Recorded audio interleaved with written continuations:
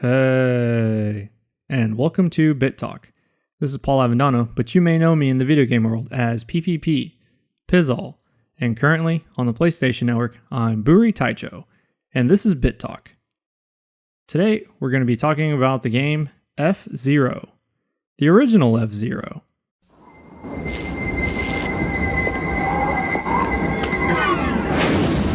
Decide to step up to this kind of power, this kind of challenge, this kind of flying, crashing feeling.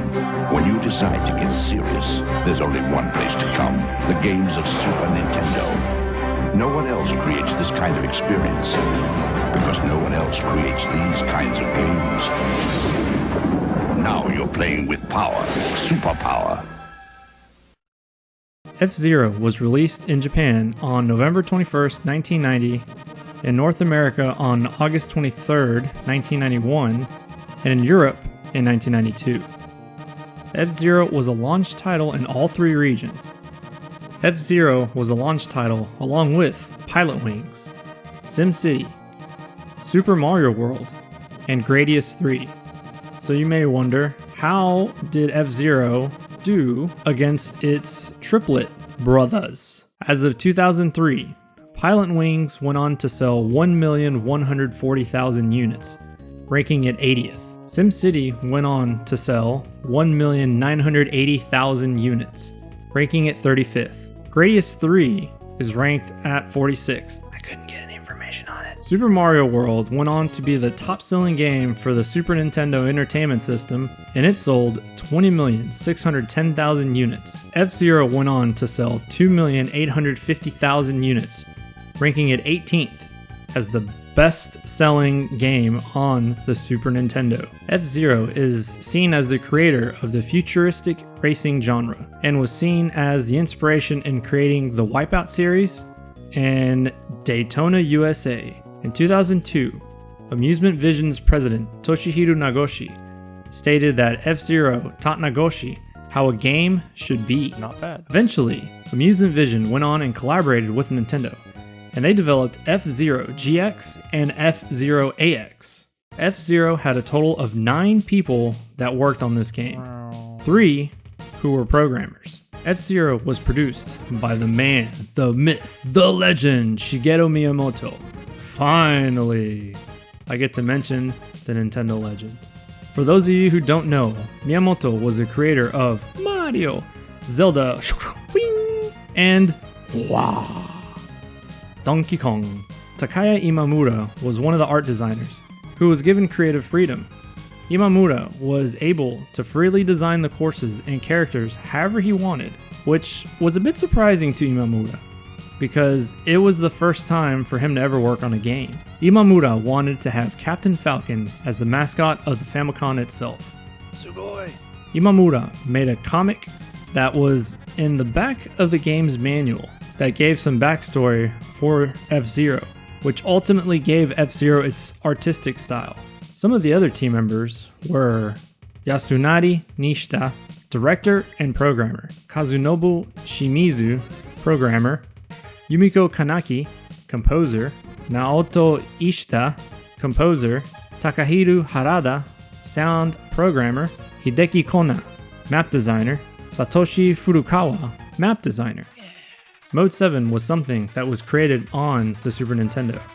And for those who don't know what Mode 7 is, it was something that separated Nintendo from the competition. Mode 7 is something that was unique on the Super Nintendo. It allowed the console to manipulate the graphical plane and rotate it using 256 colors. Mode 7 simulates scaling, Changing the size of the plane, translation, moving the plane horizontally or vertically, horizontal plane, changing the size of the plane, rotation, rotating the plane around a point, reflection, flipping the plane horizontally or vertically, and shearing. skewing the plane diagonally. Mode 7 was used in F-Zero to render and scale the background around the vehicle, giving it an impression of a 3D environment and higher speed. This technique was also used in other Super Nintendo titles, like Mario Kart, Pilotwings, and Star Fox, to name a few. This put F-Zero ahead of its competition, Before, racing games had a third-person, isometric, or a top-down view. And there were other games. Mode 7 was so awesome that the competition even went as far as faking it. Japan got to download a demo of F-Zero over a Super Famicom peripheral called the Satellaview in 1991. The Satellaview allowed users to access games and data via satellite. The demo featured 2 new courses and a time attack mode. F-Zero has sold a total of 2.85 million copies worldwide, making it the 18th best-selling game on the Super Nintendo.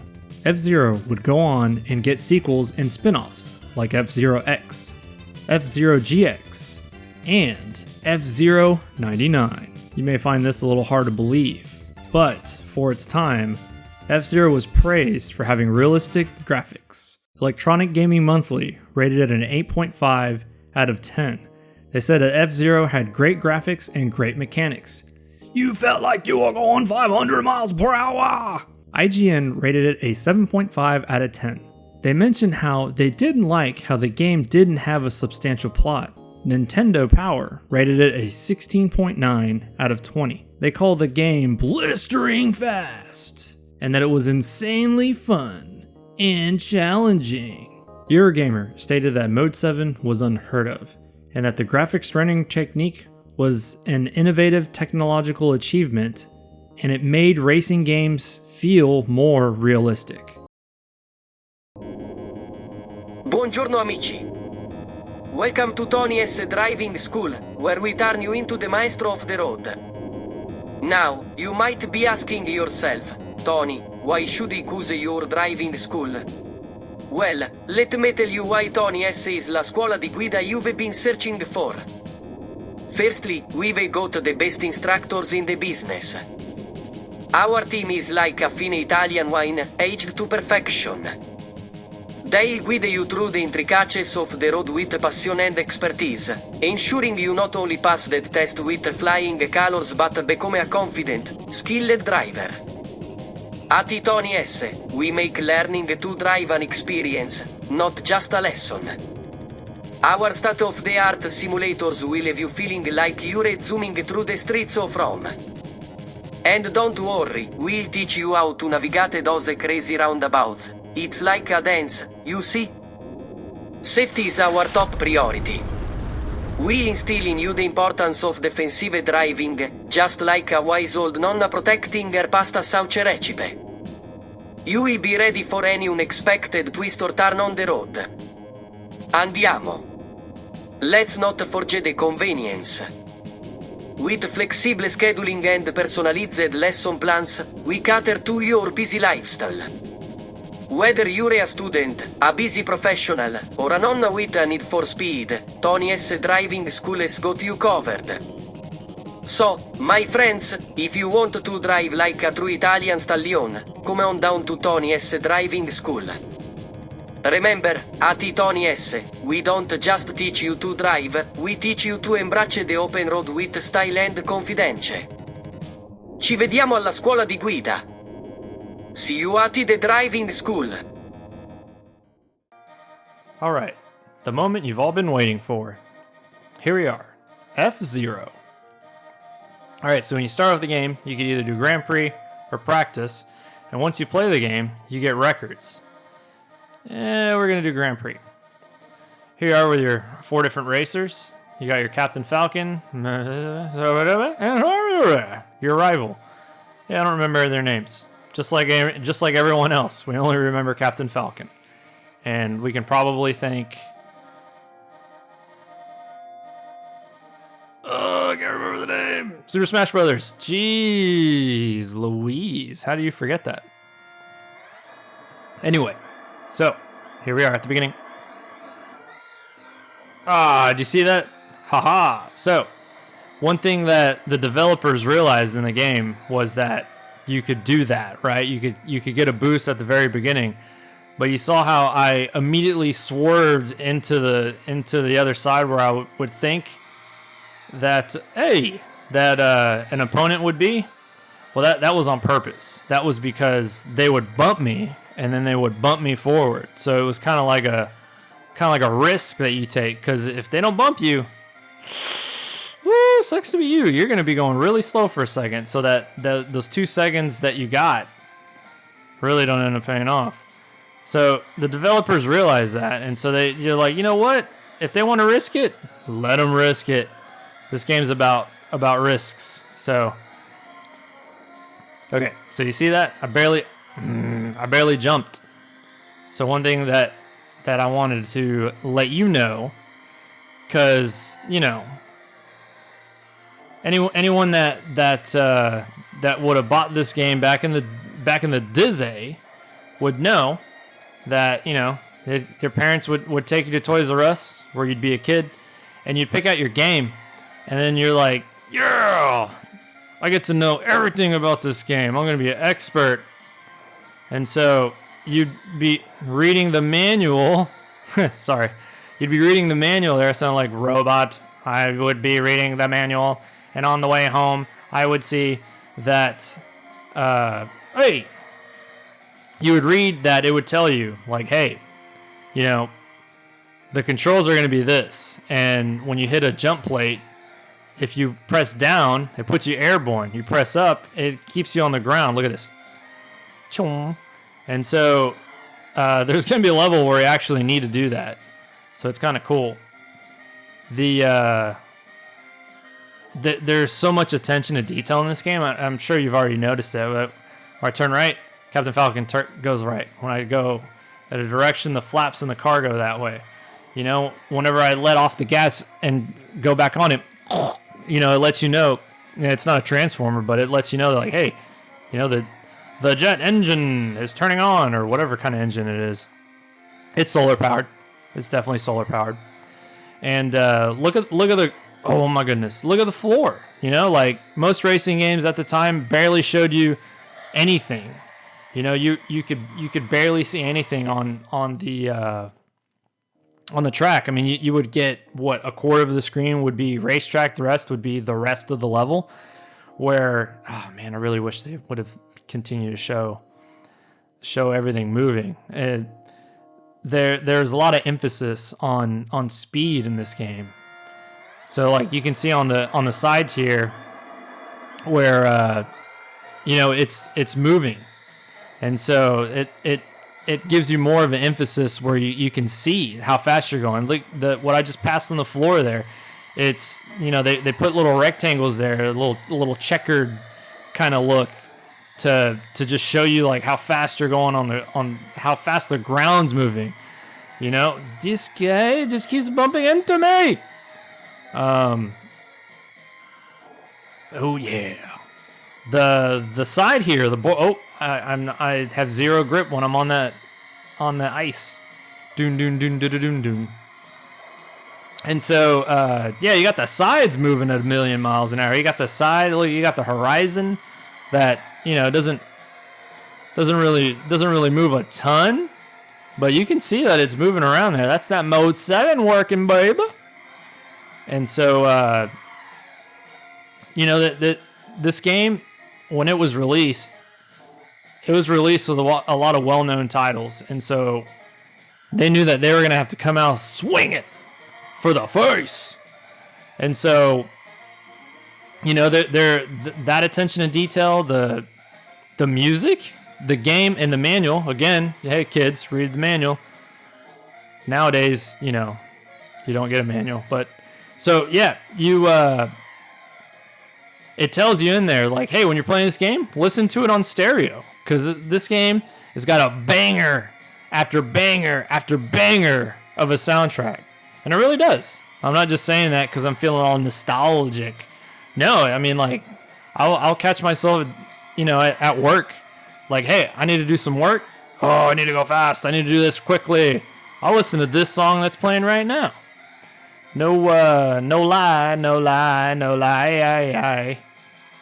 And so, they knew what they were up against, and so they did this masterpiece. Oh yeah. So a little bit about the interface here, right? So you see my score. Every 10,000 points you you get not a free life. You earned it, but you get a life up.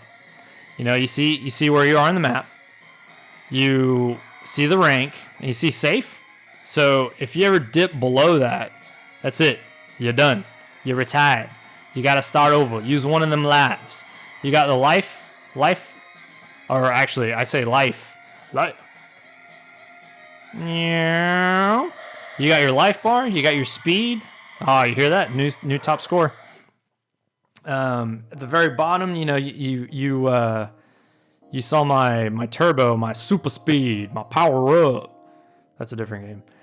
That, each lap that you complete, you get one. And so you get to go super fast. And you see that? See, I'm up at 3 lives now. Yay! Because I got 11,000 points. Every 10,000, you get one. I know I'm repeating myself. Oh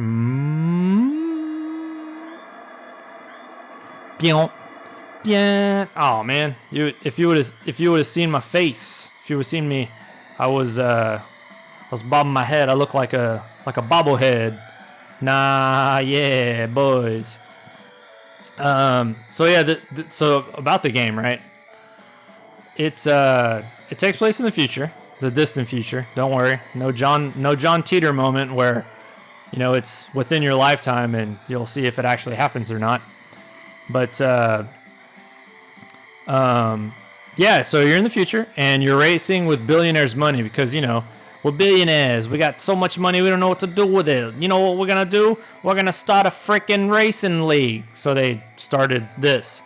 And so they have you race around the galaxy because we got money, right? We'll pay for your time and travel. And so, you like NASCAR, you get to use people's money. And oh yes. And yeah, you get to race. And so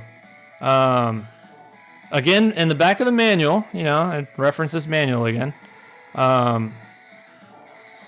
It has a comic at the very back of it. It's funny how the comic came because originally they wanted to have Captain Falcon be the mascot for the Super Nintendo. And then I was just thinking about it and I just noticed, for those of you that know the logo of the Super Famicom, it's got the red, yellow, green, and blue.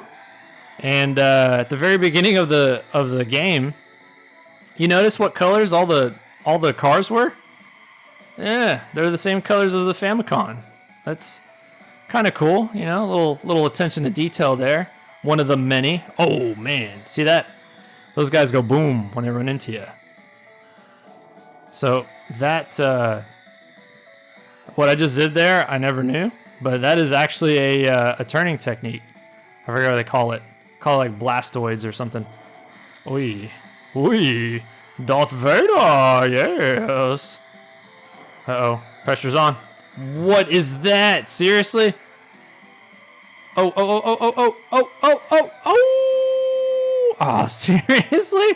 Oh man, I thought that would have been like most awesome ending ever. Nope, it wasn't. It's just me sucking at the game. Man, I could have. Oh no.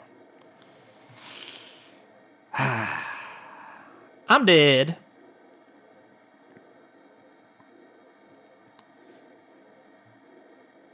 Here he lies. Was a good racer. Crushed some records. And is now dead. But look at everything moving. So beautiful. So cool. So, my take on this game. To me, it's timeless. You can play this really whenever. I mean, it doesn't matter. This game will always be playable. It's not like you go back and play a game, you're like, ugh, GoldenEye, ugh. The controls in this game are really, really bad. Okay. Yeah, I remember it was cool, but it didn't really age well. This game's wine. This game is awesome. It's good. I recommend it. Even if you just play it for a little bit. You go over to a friend's house and play it, and, you know, you can try to beat each other. Or you can tell me how F-099 is. Again, that seems kind of interesting. But this game's great. I would check it out. Definitely check it out. It is awesome. One thing to also let you know is if there is a game that you would like for me to do, you can request it in the comment section, and I will get to it in the order that they show up. So, yeah, that'd be kind of cool, you know? You might get to learn something about the game that you thought you knew everything about, or just pick an obscure game and completely learn a bunch of stuff on it. It don't matter. I'll try my best. Hope you enjoyed it. This is Paul Avondano with BitTalk, and thank you. Have a good one. Peace off. Hold it down, baby, for life.